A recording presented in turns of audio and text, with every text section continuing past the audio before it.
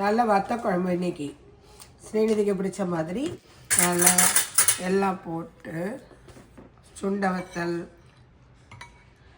வெள்ளைப்பூடு எல்லாம் போட்டு வத்த குழம்பு குழம்பு மாதிரியா? பூண்டு குழம்பு மாதிரி தான், ஆனால் கொஞ்சம்